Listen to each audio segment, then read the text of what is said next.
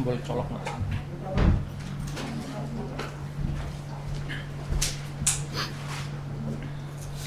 Bapak Ibu, mari kita membuka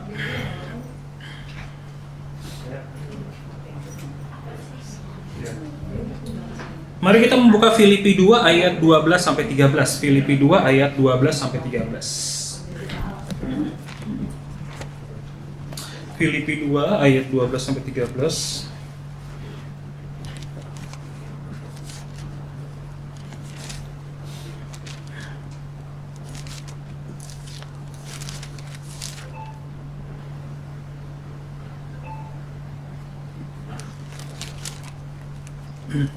Filipi 2 ayat 12 sampai 13, demikian firman Tuhan.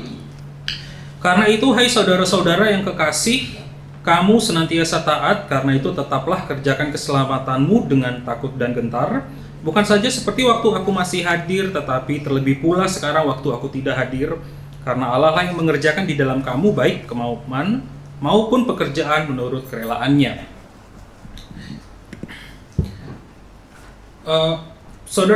Saudara-saudara, percaya kepada Yesus sebagai Tuhan dan Juru Selamat tidak otomatis membuat kita menjadi manusia-manusia yang emosinya atau relasinya itu sehat. Oh ya, saya lupa, PPT saya sudah saya kasih nggak ya? Belum ya? Oh oke.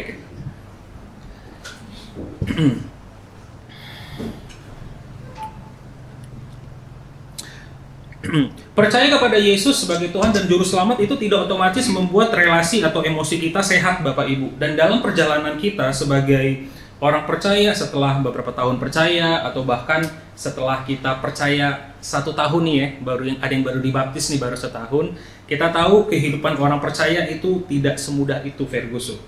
Kita masih konflik, kita masih memendam kemarahan karena luka hati yang disebabkan oleh orang lain, kita masih membuat pagar atau tembok.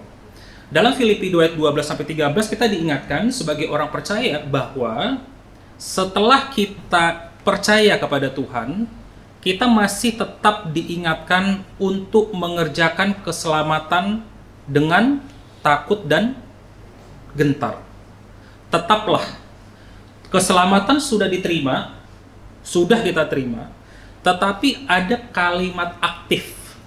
Tetaplah, lanjutkan, terus-menerus, lagi dan lagi.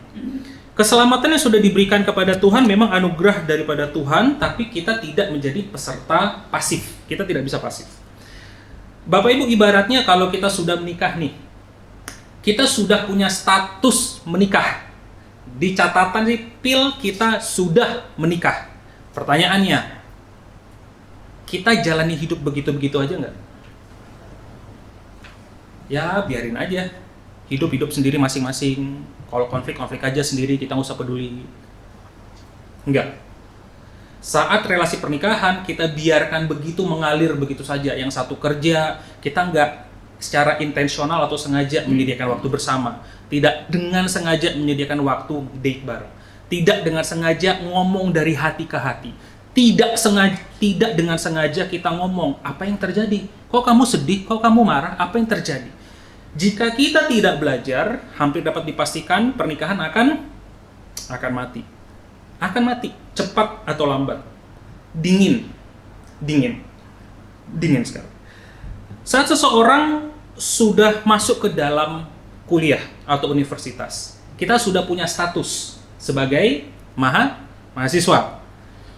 Alangkah bodohnya jika seorang mahasiswa sudah punya kartu identitas mahasiswa dan dia mengatakan, udah masuk nih universitas bergengsi dan gue malas belajar nggak ikut kelas, nggak ngerjain PR, nggak buat tugas. Yang terjadi apa Bapak Ibu? Tak peduli pun kita lulusan sekolah tinggi atau perguruan tinggi terbaik, kita akan menjadi mahasiswa drop out. Itu akan terjadi. Karena kita sudah punya status, harus diusahakan untuk kita hidup sesuai status itu. Ya, kita sudah punya status sebagai suami istri, kita sudah punya status sebagai mahasiswa dengan kartu identitas mahasiswanya, kita sudah punya status sebagai anak Allah, Alangkah bodohnya jika kita itu membiarkan hidup mengalir begitu saja, tidak ada berusaha, tidak merencanakan, tidak mengatur hidup kita. Nah, Bapak Ibu, sewaktu menjadi orang percaya, makanya setelah kita menerima Tuhan dan Juru Selamat kita itu masih harus berjuang untuk mengerjakan apa yang sudah Tuhan percayakan kepada kita. Dan kita masih menghadapi begitu banyak masalah di dalam hidup, yaitu luka-luka hati atau masalah-masalah di dalam perasaan kita. Datang ke gereja setiap minggu setelah dibaptis itu hanyalah, aduh Bapak Ibu, itu mah sepele gitu loh. Datang ke gereja, cuma setor muka, apa susahnya sih? Pelayanan, cari pelayanan apa susahnya Bapak Ibu? Ambil aja pelayanan jadi usher, senyum-senyum. Ambil aja pelayanan jadi kolektan, terus abis itu kita katakan, wih, aku udah pelayanan. Bisa, gampang kok Bapak Ibu. Gampang kok, setor muka aja sekali seminggu ke gereja dan kami nggak akan bertanya lagi ke Bapak Ibu. Ini kemana ya Bapak ini ya? Ini si Ibu ini kemana ya? Bapak Ibu. Tetapi pertanyaan utamanya adalah setelah masalahnya, status itu kita tidak usahakan untuk membereskan apa yang terjadi di dalam kehidupan kita. Nah, waktu kita bicara tentang luka hati atau sakit hati, nah itu secara tidak sadar mempengaruhi adalah hal yang harus kita bereskan sebagai orang percaya. Karena luka hati atau sakit hati kita akan mempengaruhi cara kita berhubungan dan menangani emosi. Bapak Ibu, saya akan menjelaskan beberapa masalah terlebih dahulu, beberapa kemungkinan masalah di masa dewasa yang bisa jadi memiliki akar dari luka hati di masa lampau. Ya. Nah, Bapak Ibu coba ingat-ingat, apakah masalah ini saya punya nggak? Waktu nanti saya jelaskan, apakah masalah ini saya punya, coba Bapak Ibu kasih tanda, Bapak Ibu mungkin tuliskan, oh ya, aku punya masalah ini, oh aku punya masalah ini, aku punya masalah ini. Karena nanti itu akan menolong kita untuk mulai memikirkan gimana nih kita bereskan selama 2 bulan ke depan. 2 bulan ini saya akan banyak bahas tentang hal ini. Nah, saudara-saudara, ada berbagai masalah di dalam diri kita sebagai orang percaya. Yang pertama-tama Bapak Ibu itu masalah dalam membangun relasi. Luka hati ini bukan sekedar sakit hati yang kita terima saat ini ya, di usia dewasa, enggak. Luka hati ini luka hati yang sudah terpendam baik di masa kini maupun di masa lampau waktu kita masih kecil. Dan ini numpuk, dan ini numpuk, dan ini numpuk, dan ini menghasilkan beberapa masalah. Masalah pertama adalah masalah dalam relasi. Nah, Bapak Ibu, siapa di antara kita yang memiliki relasi, kalau bangun relasi dengan orang itu nggak sehat, tidak memuaskan? Bisa jadi, kita itu mudah tersakiti dengan orang lain. Atau kita mudah menghindar saat ada masalah. Jadi kalau ada masalah, kita mudah menghindar dari orang lain. Mungkin ada dari kita punya masalah relasi, kita menutup diri sedemikian rupa dan memasang tembok sehingga orang tuh tidak bisa mengenal kita dengan lebih dalam. Jadi kita pasang tembok, kita selalu mundur, kita selalu pasang tembok, kita hanya tersenyum profesional. Selamat pagi, selamat siang Bu, dan hanya melayani seperti segitu saja. Mungkin ada di antara kita yang sulit mempercayai orang lain. Kalau lihat ada orang yang suzon aja, ini pasti ada maunya. Ini pasti ada maunya. Ini pasti ada maunya. Pikirannya gitu terus tuh, Bapak Ibu. Ada juga orang-orang yang selalu curiga niat baik orang lain. Nah, ada mungkin dari kita punya masalah relasi yang selalu takut ditinggalkan oleh orang lain dan kita membutuhkan orang lain dalam hidup kita. Kita tidak bisa hidup tanpa pasangan. Kita tidak bisa hidup tanpa pacar. Kita tidak bisa hidup tanpa teman kita. Kesendirian bagiku adalah menghancurkan, menakutkan, dan selalu harus ada orang-orang di sekitar kita. Itu ada masalah relasi. Nah, biasanya orang-orang seperti ini tuh akan membuat teman-temannya tidak nyaman gitu loh, karena dikit-dikit nanya dia, dikit-dikit nanya dia, dikit-dikit nanya dia. Apakah kita punya relasi yang nggak sehat? Waktu kita membangun hubungan dengan orang tua kita, atau pasangan kita, atau teman-teman kita, coba Bapak Ibu tanya sama teman-teman kita deh, coba. Gue jadi teman yang baik nggak sih? Itu aja coba tanya. Menurutmu gue teman yang baik nggak sih?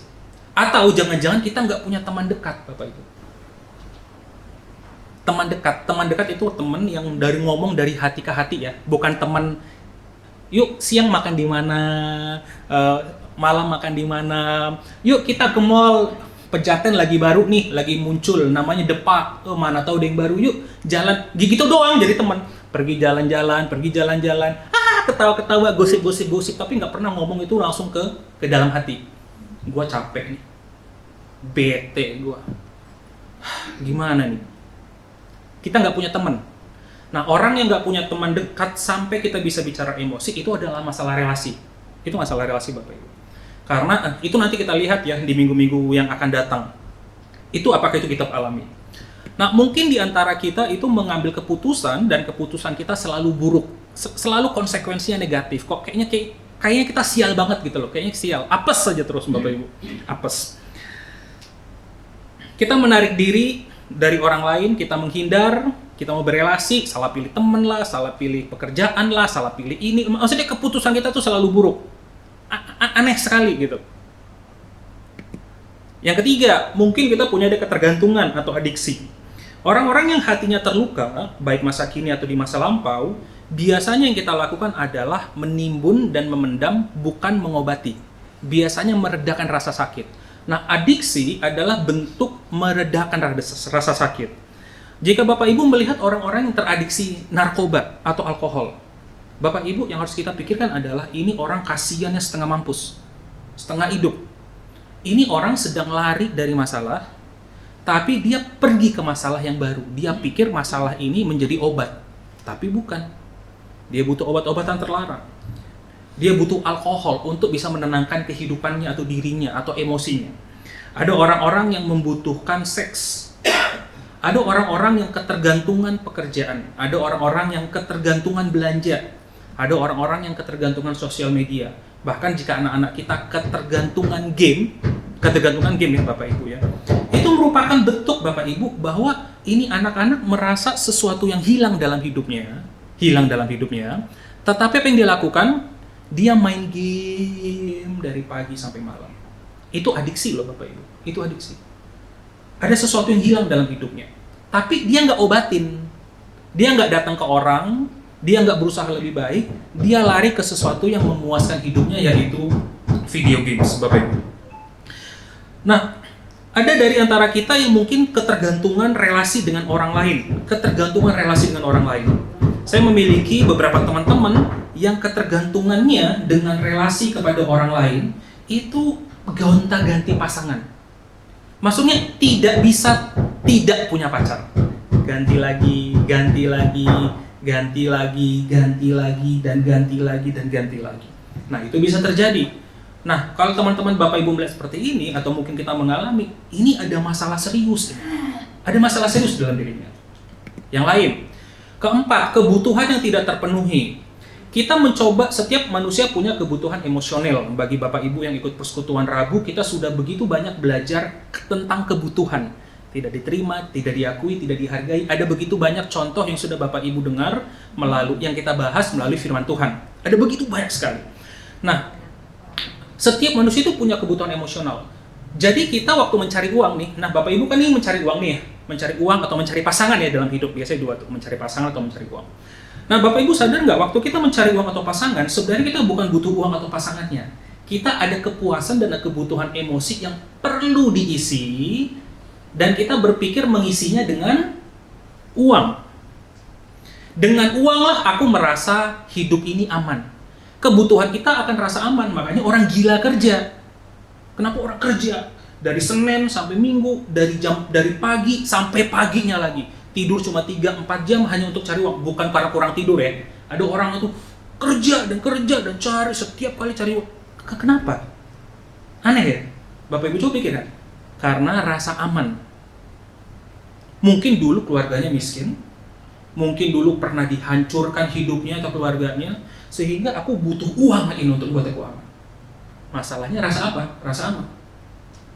Kelihatannya bagus, oh hebat, pekerja bagus. Gitu. Nah, Bapak Ibu sebagai suku Kek atau Keong Tionghoa suka sekali bekerja, Bapak Ibu. Bapak Ibu pernah bertanya-tanya nggak? Kenapa saya bekerja? Ada kebutuhan emosi yang pengen saya capai. Jangan-jangan itu mungkin ada namanya rantai atau kutuk keturunan yang kita pegang, Bapak Ibu. Harus sukses.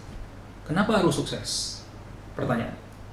Ada rasa aman. Mungkin butuh prestige. Ada orang-orang tuh bekerja atau mencari promosi karena butuh pengakuan dari orang lain. Bangga gitu loh. Ya nggak tahu, mungkin di masa kecilnya dia pernah berkata, lu tuh sampah. Kecil, kamu nggak bisa jadi apa-apa. Sakit hati kita. Nah, di usia gede, kita nggak tahu bahwa luka hati di masa kecil kita itu yang mempengaruhi kita. Wah, harus giat. Kelihatannya keren.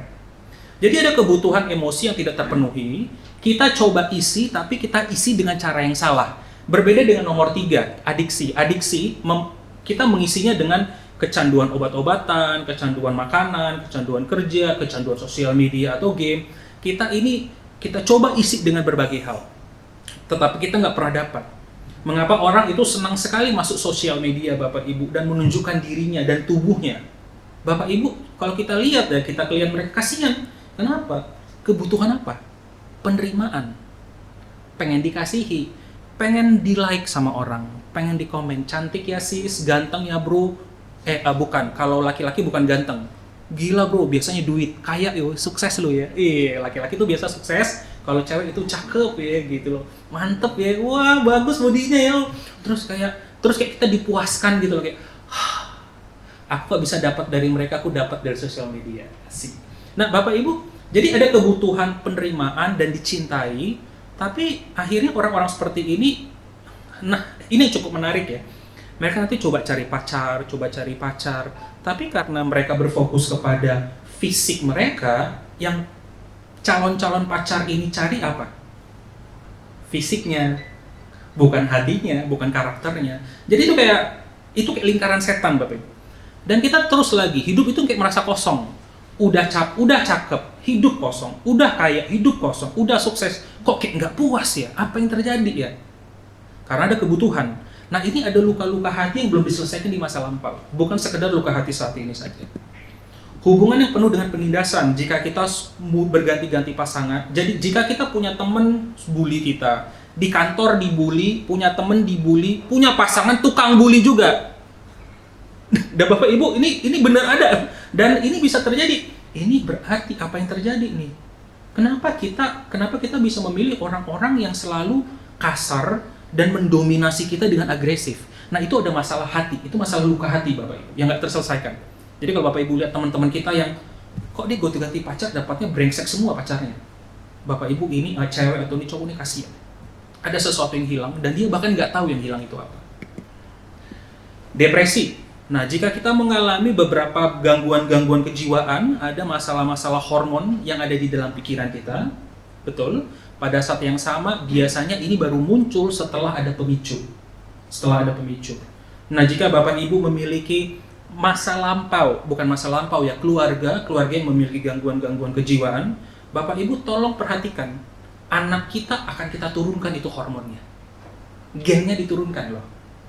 Gen itu diturunkan. Muncul pemicu. Nah, masalah hormon itu karena dosa, tapi kita bisa melihat kenapa orang bisa menjadi depresi. Butuh apa sih orang? Kita nggak usah bilang depresi, sedih. Kalau hidup kita tuh merasa sedih terus, gak bergairah, gak berdaya, apa yang kita butuhkan? Kita butuh kasih sebenarnya.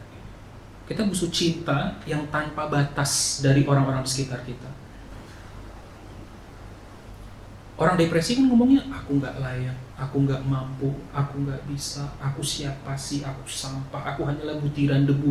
Keren sih kalau para puitis-puitis ya, puisi-puisi Bapak Ibu. Tetapi itu muncul dari kebutuhan apa? Kebutuhan emosional kan? Luka hati hampir dapat dipastikan ada situasi di masa kini yang membuat memicunya, dan di masa lampau hampir dapat dipastikan keluarga kemungkinan besar kurang suportif. Karena menuntut terus dan menuntut atau mungkin mengabaikan. Ada dua. Jadi depresi itu ada masalah emosional, Bapak Ibu. Mati rasa. Sebagian dari kita mungkin sudah mati rasa. Apa perasaanmu? Nggak tahu apa yang kurasa, udah nggak penting. Saya barusan nonton Ted Haggard. Ted Haggard itu pendeta yang akhirnya dia ketahuan dipecat dari gerejanya, ketahuan karena berhubungan seksual dengan sesama jenis dan menggunakan metamfetamin, obat-obat terlarang. Dia lagi berada di posisi puncak ketua Asosiasi Evangelical di Amerika, NAE, namanya Ted Haggard, Bapak Ibu cek sendiri di YouTube. Dan apa yang terjadi dalam kehidupannya, dia itu, saya barusan lihat interview satu tahun di masa-masa dia itu pergi. Jadi ada satu orang yang interview dia. Waktu interviewnya nanya, apa yang apa yang anak-anakmu rasakan? Jadi dia udah pindah 4 kali dalam 1 tahun. Jadi karena diusir, jadi gereja itu pun tidak mensupport main-main usir-usir aja. Memang dikasih sih 12 bulan gaji, tapi dia harus keluar dari daerah Colorado. Harus keluar, diusir. Jadi nggak boleh berada di Colorado. Dia harus keluar. Dia dikasih memang 12 bulan gaji, tetapi dia pindah dari satu tempat ke tempat lain, dan akhirnya dia sekarang pindah ke tempat yang ketiga di motel, sebuah motel. Kalau di Amerika itu motel itu tempat orang-orang yang hampir nggak ada pekerjaan. Kalau di sini kan motel mahal ya Bapak Ibu. Di sana ada motel, mungkin motel-motel melati kali ya, tingkat kelas 1, kelas 2 hanya buat tinggal doang. Apa yang kamu rasakan? Oh enggak, kami tidak membicarakan itu. Ini realita. Jadi ya kami fokus aja hari ini. Hari ini yang terjadi apa? Besok kalau mau pindah, ya udah kami lakukan yang sebaik mungkin. Jadi gak usah tanya pada saya how you feel. Perasaanmu apa? Mati rasa. Dan Bapak Ibu kalau lihat dokumenternya, dia senyumnya gini loh Bapak Ibu. Si Tiger tuh senyum gini. Iya Bapak Ibu ya. Dia senyum banget.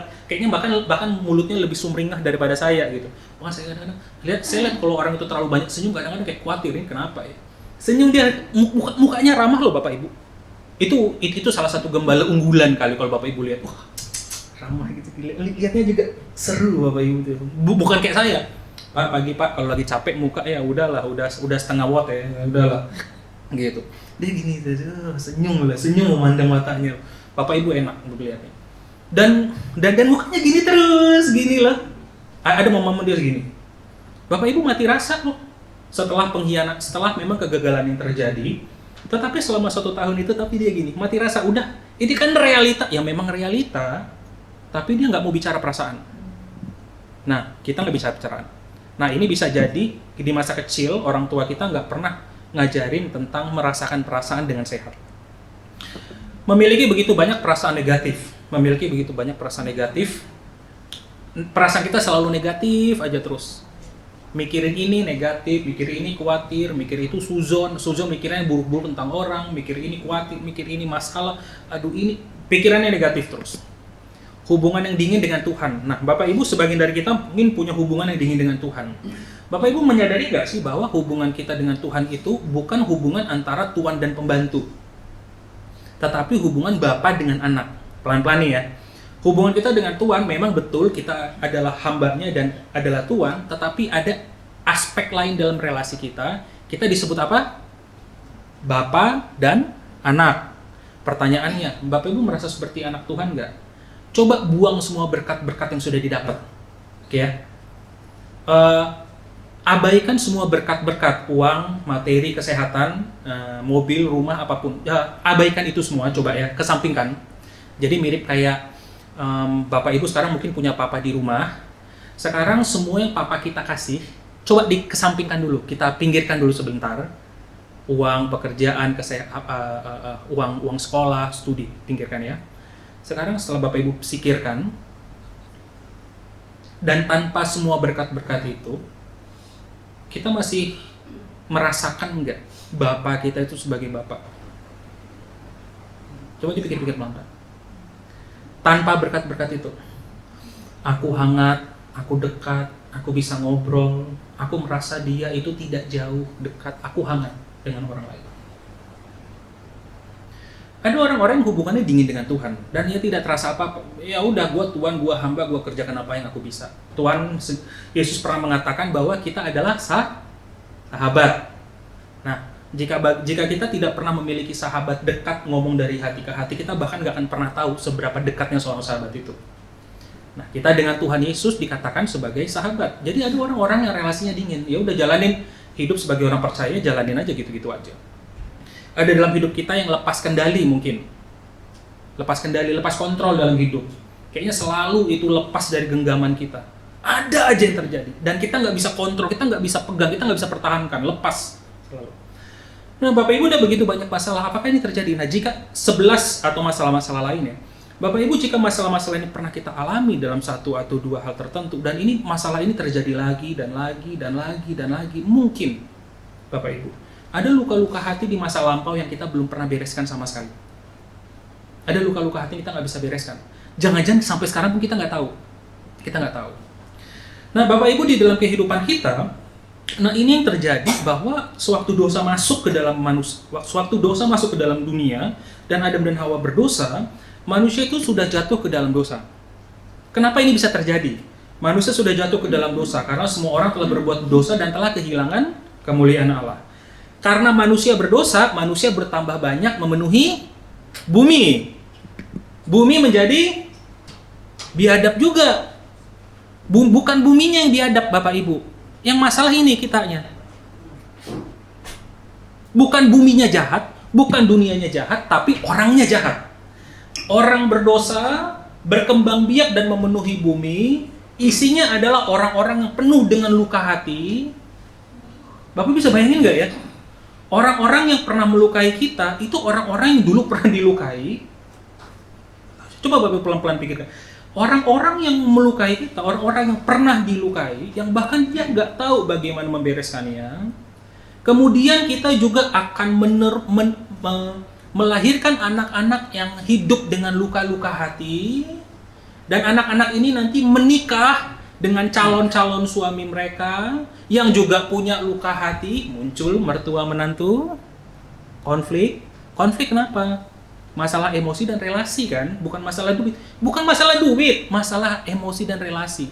Lah Pak, itu kok masalah duit?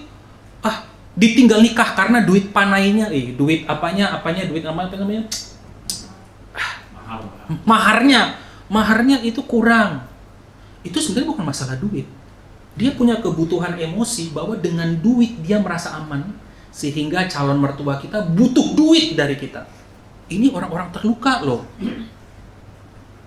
Bapak Ibu, orang yang gila duit nih ya, ini orang-orang yang terluka. Dia pikir dunia ini akan aman kalau dia punya banyak duit. Sekarang saya tanya bagi Bapak Ibu yang udah ada duit, masalah kelar nggak? Ada masalah baru, duit cukup, masalah lain muncul. Setelah kita pikir-pikir, bukan masalah duit, masalah rasa aman, masalah pengakuan, tidak dihargai, tidak dikasih. Nah, Bapak Ibu, dunia ini penuh dengan orang-orang seperti itu. Masuklah di keluarga, masuklah di gereja, masuklah di organisasi, masuklah di lingkungan RT dan RW kita. Bapak Ibu, dunia hancur. Dunia hancur. Sekarang kalau dunia rusak, kalau ada pembunuhan, pertikaian, perceraian, ada sampai masuk pengacara pengadilan, Bapak Ibu itu karena siapa? Karena Tuhan? Bukan loh, karena kita. Orang-orang terluka yang menghasilkan anak-anak yang terluka, dan anak-anak ini menikah dengan orang-orang yang terluka, dan kemudian kita menjadi makin terluka lagi sebagai seorang mertua. Waduh, gila ya. Nyesel banget ya, mama udah tahu itu laki-laki brengsek. Waduh, saya udah tahu itu wanita tuh macam begitu. Kita terluka, makin sakit kita. Kemudian kita punya orang-orang di sekitar kita. Kita punya teman, kita punya sahabat, kita punya sesama jemaat, dan kita saling melukai. Ditambah satu lagi Pak Bu, belum kelar. Boleh tolong nggak? Ini kayaknya lagi mati. Next. Ini dia. Yang bekerja 24 jam sehari, 7 hari seminggu, Bapak Ibu. Mulai dari zaman Adam dan Hawa nggak pernah berhenti, dan dia hafal Alkitab dari titik ke titik. Dia bisa bahasa Aram, bahasa Ibrani, bahasa Yunani. Dia mengerti mungkin 100.000 bahasa, termasuk bahasa suku dia juga tahu.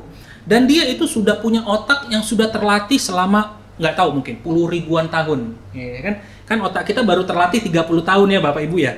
40 tahun, 50 tahun, iya kalau dipakai, kalau baca buku terus, kalau kagak, ini otaknya dipakai terus Bapak Ibu. Sebenarnya nggak punya otak juga sih. Dia tuh punya kemampuan berpikir yang kompleks, luar biasa, analitis. Widih, namanya setan. Di kampung dia pakai kuasa gelap, hantu-hantu. Di kota dia pakai apa? Begitu banyak manipulasi emosi, relasi, dunia yang hancur. Bapak Ibu bisa bayangin ya.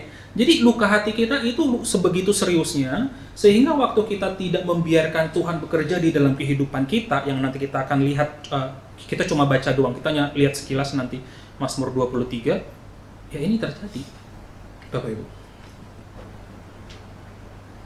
Musuh kita siapa sebenarnya? Alkitab mengatakan musuh kita adalah kuasa-kuasa kegelapan yang bekerja di antara orang-orang durhaka dan di antara orang-orang percaya. Dia bekerja di antara anak-anak kita yang sudah gede dan melukai hati kita. Dia bekerja di antara para menantu yang sikapnya kurang ajar kepada kita. Dia bekerja di antara teman-teman kantor kita atau bos kita atau bahkan bawahan kita yang ngeyel terus. Karena kita bos, kita pikir kita punya kuasa. Main pergi-pergi aja deh, keluar, cabut, izin, pergi, pindah gitu. Nyuri barang, terus hilang. Nyuri barang hilang, nyuri barang hilang. Oh Bapak Ibu, kemudian kita tanpa hati-hati, otak kita dipikir, oh iya ya, memang suka kayak gini, suka nyuri ya. Oh iya, so suku-suku ini ini kerja nggak benar ini. Bapak Ibu itu muncul dari mana? Setan dan luka hati kita. Kenapa muncul stereotip? Walaupun itu ada setengah kebenaran. Karena kita terluka dan kita mulai mikir, oh orang kalau mukanya kayak begini, orang kalau sukunya kayak begini, ini kalau udah gelagatnya kayak begini, gitu. Kita udah mulai kayak ngeri-ngeri sedap gitu, Bapak Ibu.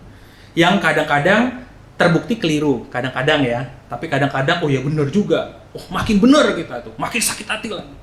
Nah Bapak Ibu, jadi ada begitu banyak hal yang terjadi dalam kehidupan kita. Jadi Bapak Ibu bisa bayangkan bahwa dari lahir, Bapak Ibu, dari lahir, usia kita kecil, sampai usia kita meninggal, kita selalu dipenuhi oleh berbagai momen atau kejadian di mana kita sangat sakit hati. Dan ini kita kembali sekali lagi Bapak Ibu kepada Filipi 2. Setelah kita tahu bahwa iblis bekerja dengan luar biasa, dan banyak di antara kita orang-orang yang hidup karena memang dia nggak pernah proses luka hati atau sakit hatinya, terus kita mau ngapain? Filipi 2 mengingatkan apa? Tetaplah kerjakan keselamatanmu dengan takut dan gentar. Status sudah diterima, sekarang apa yang kita kerjakan? Jadi sudah nggak relevan lagi pergi ke gereja tiap minggu atau enggak, pelayanan atau enggak. Lagu-lagu gereja Tionghoa yang baik termasuk di Kartini atau bahkan di PGTI, tahu nggak lagunya apa Bapak Ibu? Coba tebak, lagu favorit mereka apa? Yang kita sering nyanyikan. Hidup ini adalah kesempatan. Hidup ini untuk melayani Tuhan. Melayani di gereja. Bapak Ibu pikirin nggak coba sih? Otaknya mikirnya cuma pelayanan. Nggak pernah mikirin bahwa emosi mereka harus dibereskan. Dosanya harus dibereskan. Bukannya matikan dosa, mikirnya apa? Ayo pelayanan. Mau buat acara apa nih? Gitu. Nggak salah sama sekali Bapak Ibu. Tapi Bapak Ibu, kadang-kadang kita mulai melihat fokus-fokus dari kenapa fokusnya ini ya? Fokusnya bukan pemuridan, menjadikan orang menjadi murid, tetapi fokusnya apa? Pelayanan. Memberi diri bagi banyak orang, mengasihi orang, melindungi orang. Kemudian gimana lu bisa melindungi orang dan melayani kalau relasimu nggak beres dan emosi nggak beres? Betul ya, Bapak Ibu?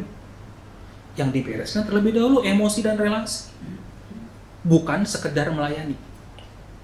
Jadi Bapak Ibu mulai kelihatan lagi fokusnya, bukan kita tidak boleh melayani, cuman Bapak Ibu kita udah pernah pelayanan lama ya, banyak udah 10 tahun, 15 tahun, 20 tahun Bapak Ibu pelayanan. Udah lama di gereja ya Bapak Ibu ya. Bapak Ibu ngelihat ada begitu banyak pendeta, ada begitu banyak pemimpin gereja, ada begitu banyak para penata layan yang emosi dan relasinya berantakan kan. Kemudian akhirnya kita selesai dalam kehidupan kita. Sekarang mau fokus pelayanan atau pemuridan atau emosi atau relasi? Fokuskan yang harus dikerjakan Bapak Ibu.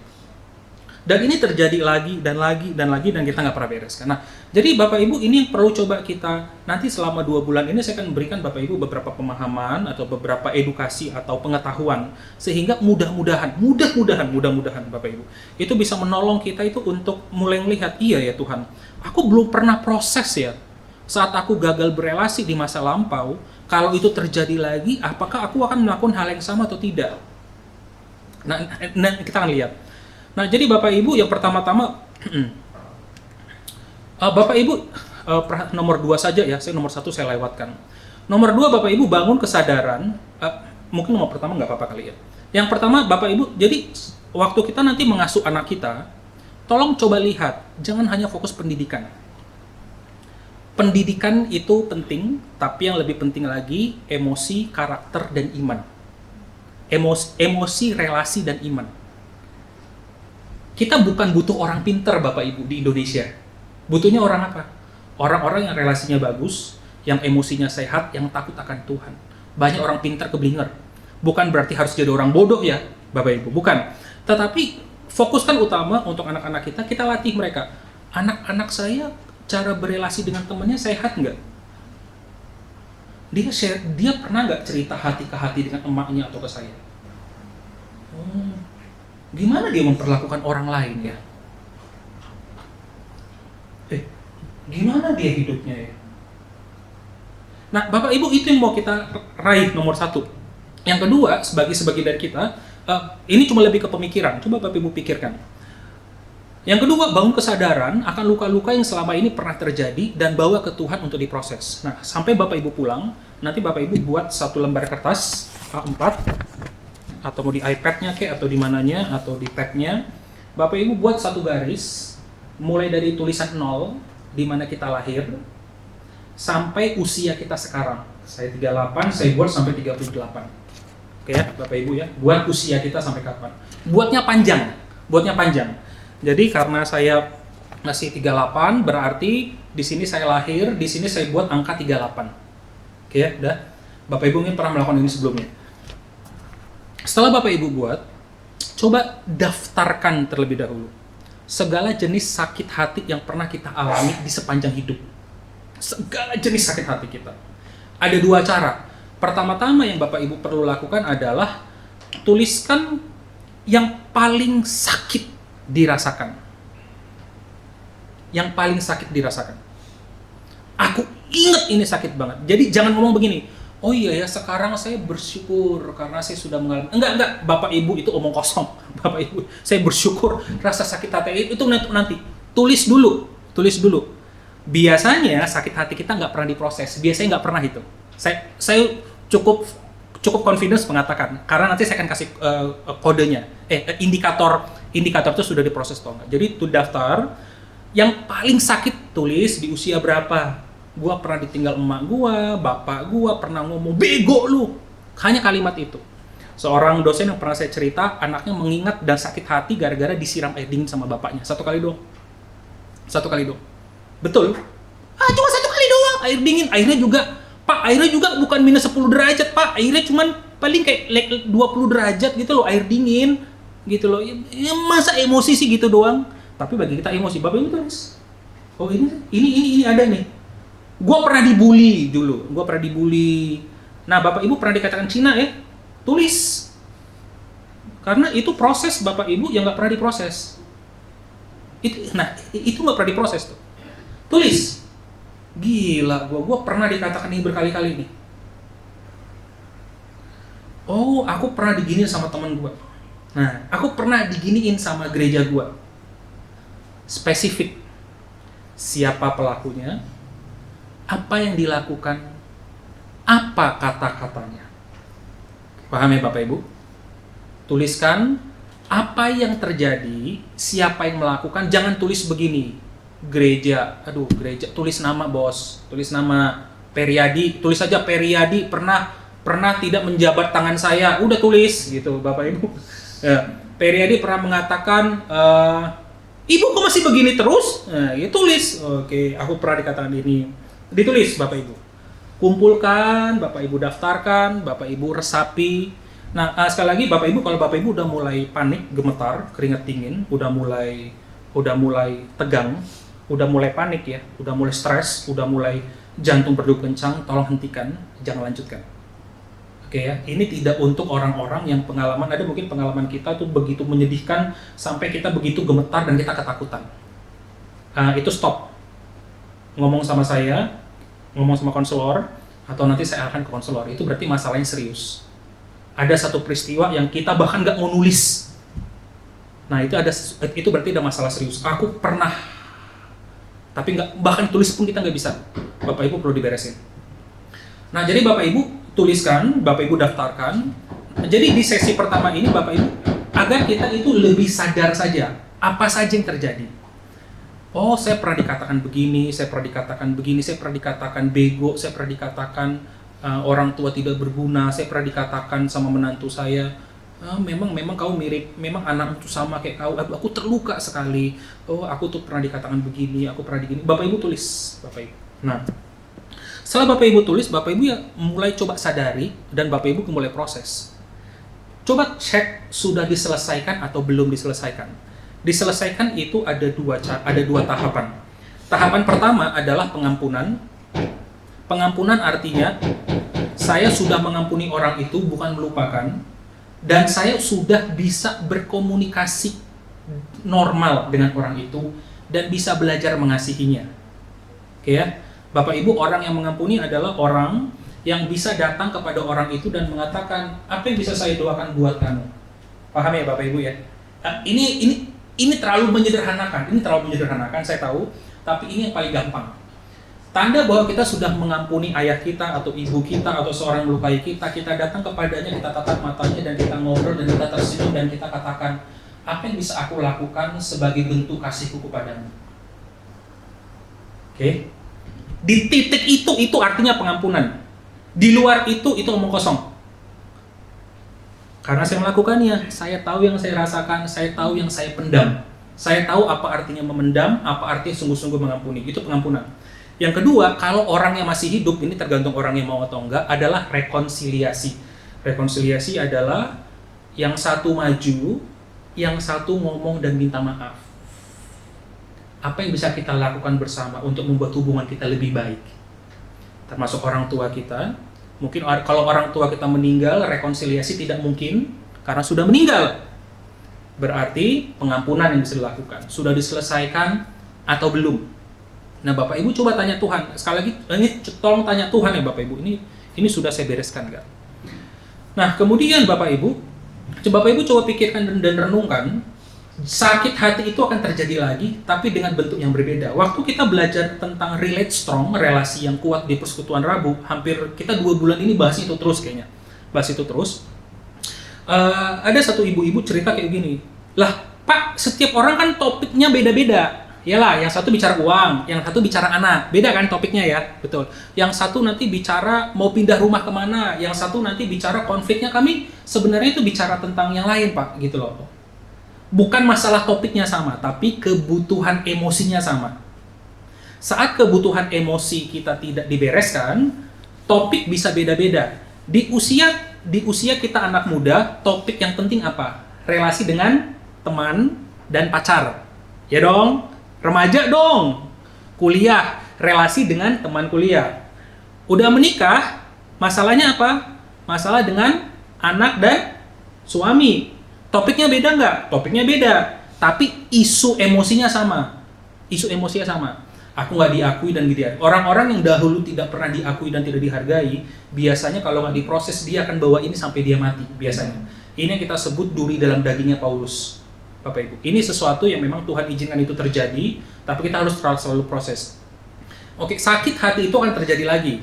Bentuknya berbeda, tapi akan terjadi cepat atau lambat. Sebagaimana saya itu mudah sakit hati di dalam beberapa area tertentu, Bapak Ibu dilihat, dan saya pikir kayak, lagi ya, Per. Saya kalau udah ngomong sendiri itu dalam hati, hati-hati, Per. Saya udah ngomong tuh, wah ini udah mulai. Nah ini topiknya ini sama nih, Per, nih kamu nih. Nah, hati-hati. Pikirnya. Bapak Ibu. Jadi proses itu sama, disadari sehingga kita tidak memperparah itu. Apa yang Tuhan sedang ajarkan agar kita bisa mempersiapkan diri. Kemudian Bapak Ibu coba renungkan. Jika itu terjadi lagi bentuknya berbeda, bagaimana saya cara menghadapinya ya? Jika saya kembali ke masa itu, hal berbeda apa yang akan saya lakukan? Dan apa yang akan saya lakukan untuk menanganinya saat ini? Kalau memang belum pernah kita selesaikan, berarti apa yang harus saya lakukan? Kita tanya Tuhan dulu. Jadi di sesi pertama ini Bapak Ibu untuk perenungan, coba lebih ke tanya Tuhan aja dulu. Tuhan, rupanya banyak ya, ada 20 poin ya, rupanya aku pernah sakit hati dalam hidup. Di masa kecil aku banyak masalah, orang tuaku kasar, orang tuaku jahat, orang tuaku yang ini. Nah, dan Bapak Ibu itu harus coba Bapak Ibu pikirkan. Nah, nanti berkaitan dengan yang usia di masa kecil nih ya, Bapak Ibu di masa kecil. Nah, kalau ini saya singkat nih. Nah, ini saya singkat. Ini saya akan kasih nanti di grup ya, Bapak Ibu.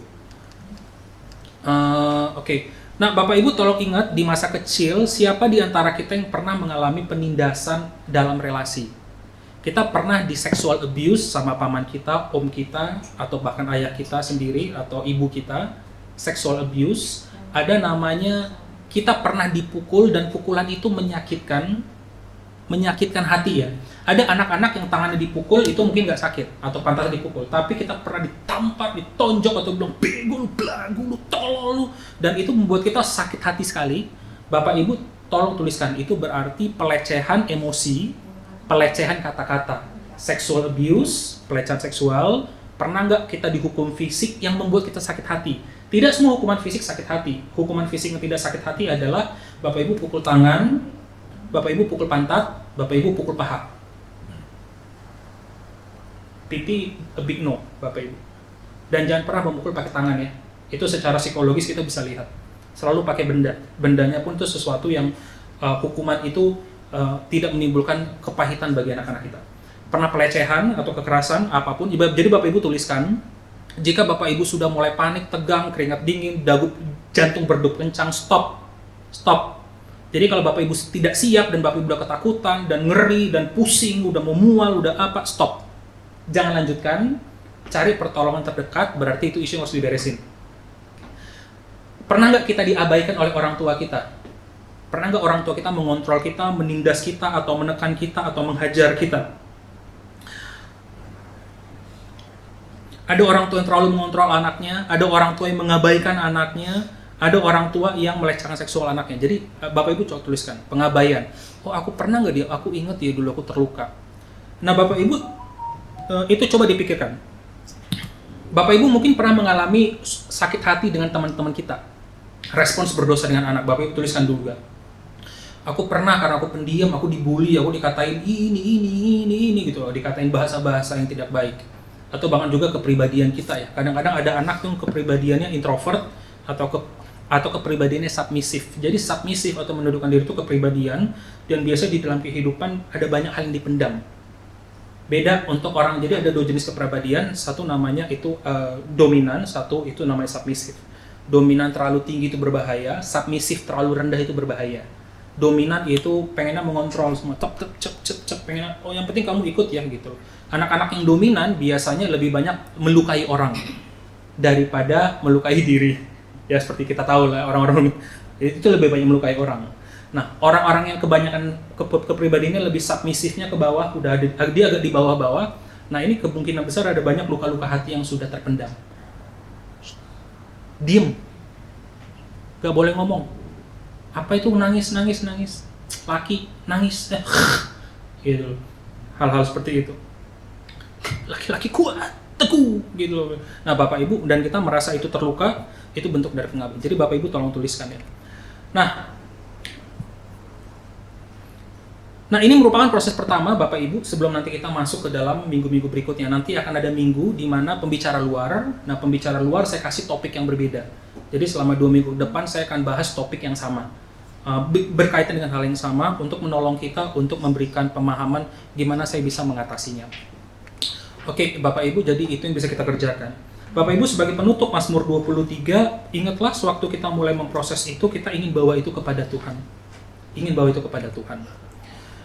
Bapak Ibu, Mazmur 23 1-6 AMD, saya akan bacakan bagi kita sekalian. Versi Alkitab mudah dibaca. Tuhanlah gembalaku, aku senantiasa mempunyai segala sesuatu yang kubutuhkan. Ia membaringkan aku di padang rumput yang hijau. Ia menuntun aku ke air yang tenang. Ia memberikan kekuatan baru kepadaku dan menuntun aku pada jalan yang baik untuk menunjukkan bahwa Ia sungguh baik. Walaupun aku berjalan dalam lembah yang gelap, luka hati, sakit hati, semua hal-hal buruk yang pernah kita terjadi, seperti kuburan, aku tidak takut pada bahaya apapun, sebab Engkau besar bersama aku. Gada dan tongkatmu menghibur aku. Gada artinya Tuhan, kebenaran Tuhan akan menolong kita, dan tongkat akan menarik kita saat kita berada di dalam bahaya. Gada itu untuk serigala, untuk singa. ya Bapak Ibu ya. Tongkat itu untuk ngarah-ngarahin, kadang-kadang tongkatnya gembala zaman itu ada bengkokannya, jadi kalau ada kenapa-kenapa bisa ditarik atau ditolong atau diangkat. Jadi gada dan tongkat.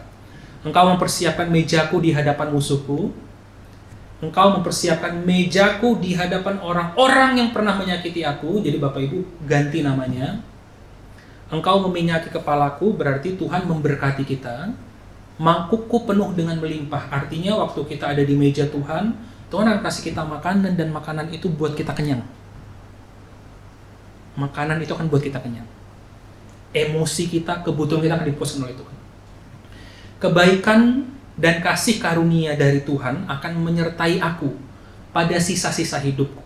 Jika saya mati usia 70, selama 32 tahun, kebaikan dan kasih karunia akan menyertai aku selama sisa-sisa hidupku.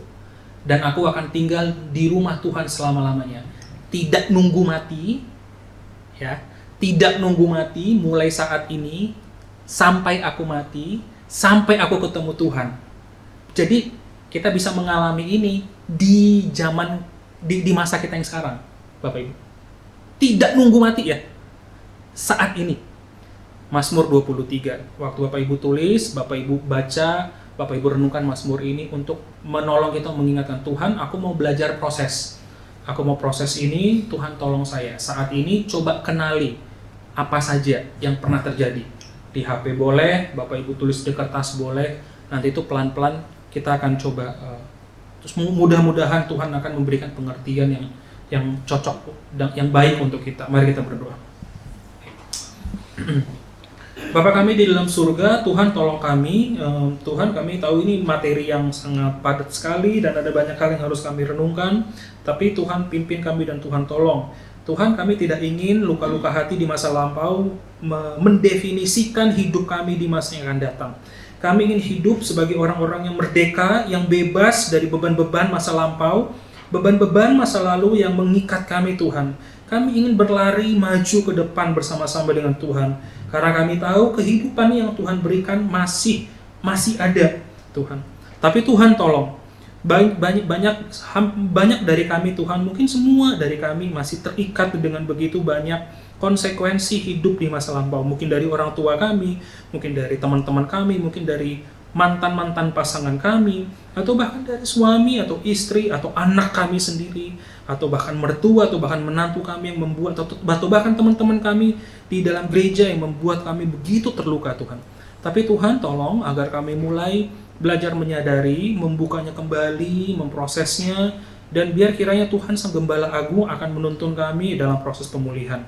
Kami tahu ini panjang perjalanan, membutuhkan waktu, membutuhkan kasih, membutuhkan kebenaran, biar kiranya Tuhan boleh pimpin. Ini doa dan permohonan kami, dalam nama Yesus kami berdoa. Amin.